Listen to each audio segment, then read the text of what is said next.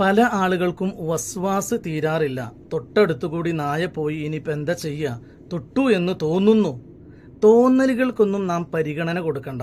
നായയെ ശുദ്ധിയാക്കുമ്പോൾ, നായ തൊട്ടതിൻ്റെ പേരിൽ ശുദ്ധീകരണം നടത്തുമ്പോൾ അവിടെ നാം ശ്രദ്ധിക്കേണ്ട കാര്യം, നായ തൊട്ടു, സ്പർശിച്ചു എന്ന് ഉറപ്പാകണം. ഒന്ന്, അതുമാത്രമല്ല തൊട്ടത് നനവോടുകൂടിയാകണം.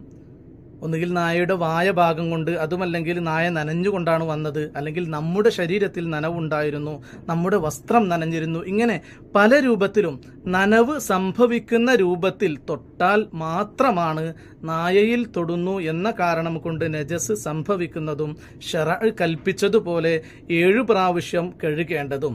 അല്ലാതെ നായയുടെ അടുത്തുകൂടി പോയി എന്നോ നായ ഡ്രസ്സിൻ്റെ അടുത്ത് നിൽക്കുന്നത് കണ്ടു എന്നതുകൊണ്ടോ വസ്വാസായിട്ട് കഴുകേണ്ട കാര്യമല്ല. നായ തൊട്ടു എന്ന് ഉറപ്പാകണം. ഞാൻ പറഞ്ഞതുപോലെ തൊടുകയും വേണം.